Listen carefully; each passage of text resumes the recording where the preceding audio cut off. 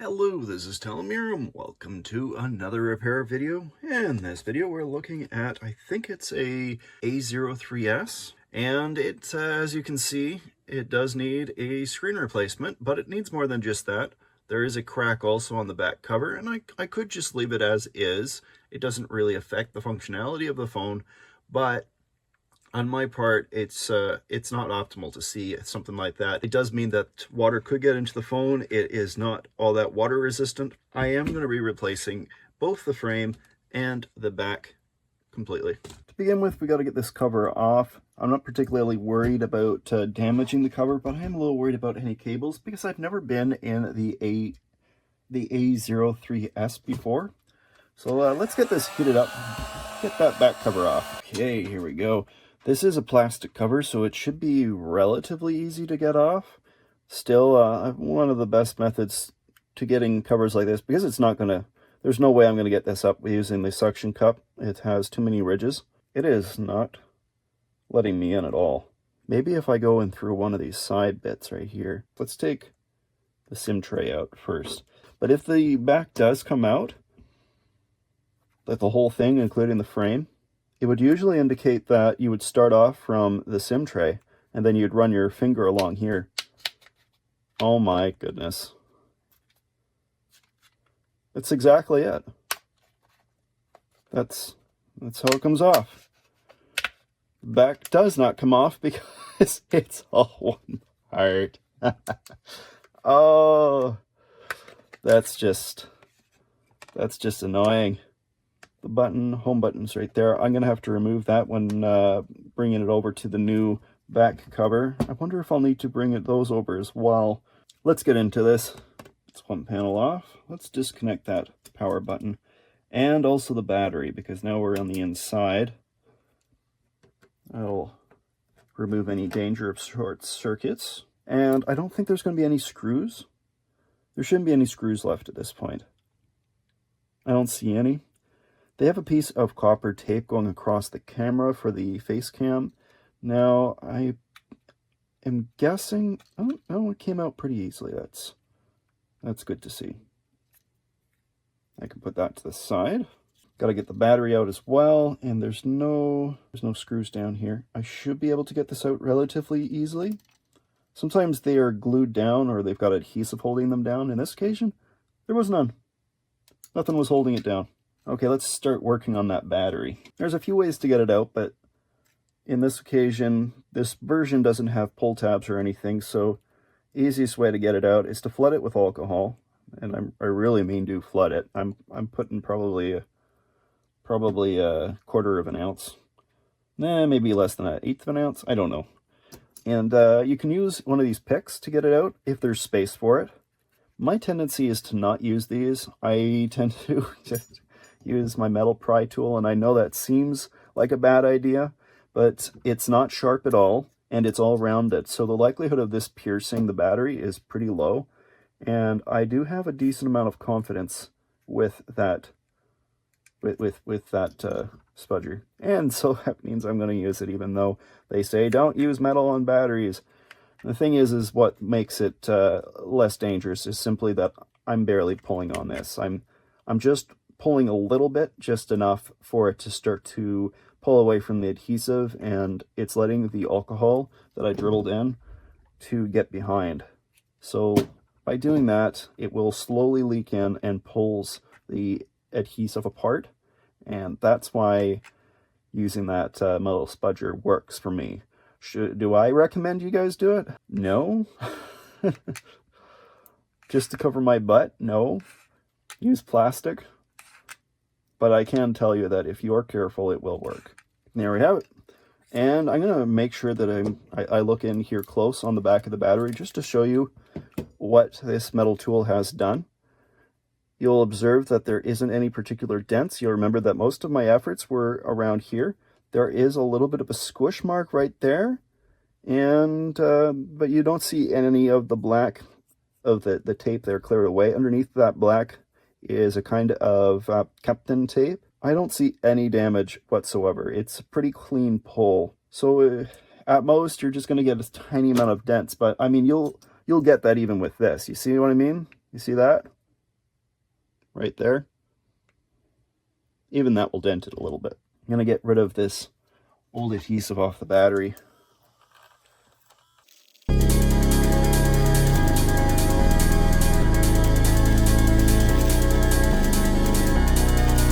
There we go. Time to move on to the new screen. Here we are. Oh, it's nice. Look at that. I didn't notice that, but they have new adhesive for the battery. Oh, that's great. I do have adhesive that I could put in myself, make my own, but it's always great to see that pre-made. I don't know where this came from. I just noticed this came out from somewhere. I'm going to guess maybe from there. It's definitely come off a camera. I can guarantee that. Now look on the back of this. Does this fit here? It does. It fits perfectly. Oh, there's your answer. That little rubber gasket is for the face cam. So let's compare these. That's there. This is in place, which is really nice. I'm going to have to move over the volume buttons. And how about the bottoms? I got to move over the Taptic motor, which is fine. That's not unusual. And put a little drop of alcohol just at the base of this. Let's see if we can just lever it up. There we go. I'll just put that in there immediately. Okay, I'm going to move on to that power button. Now, these usually are pretty easy. Sometimes you just got to use a little bit of alcohol to get that started, but it should be pretty easy. That is very well glued on. I might switch up my tweezers as well. I'm going to use my, let's see if those work instead. Oh, that corner right there, I got it up. That's a good start. I'm going to put a little bit more alcohol in.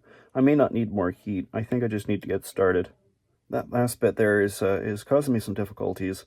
This is one of the toughest buttons I've ever had to remove. Yes? Oh, yes. There we go. There's the good stuff. Finally. And they've got little notches here on the new one, just like the old one.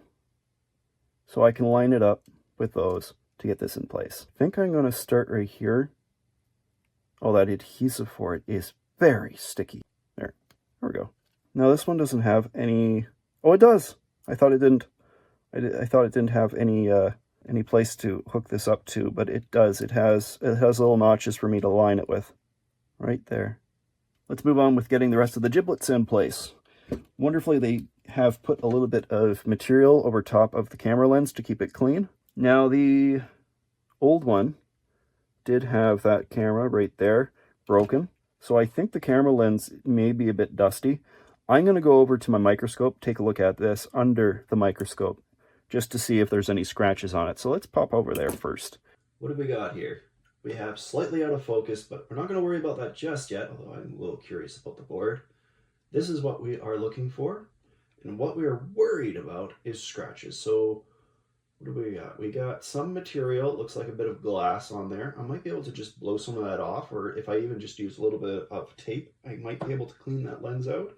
Let's get a little closer if we can. Can I get closer? I don't see any scratches. My squeeze ball thing out. Let's see if we can blow anything out of this.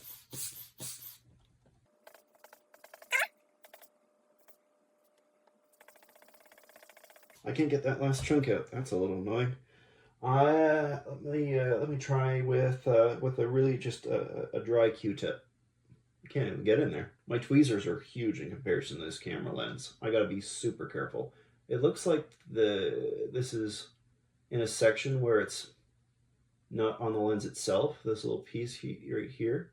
I can't get it off either. All that matters to me is that there is in fact no scratches on the lens itself. If there was scratches, it would cause marks and fogging.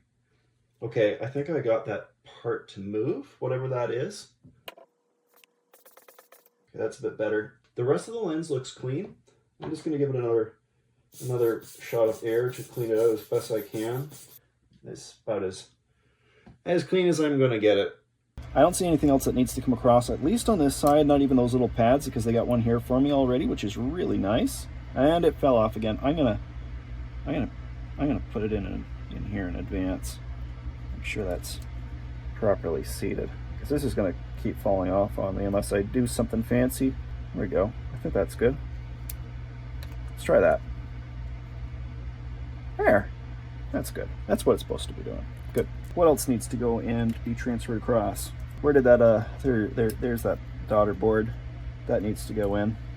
I think it needs to clip in from the top first and then down, I think. Yes, like that. Just like that. And of course the motherboard fell out. That snapped in quite comfortably. I think everything here is more or less ready.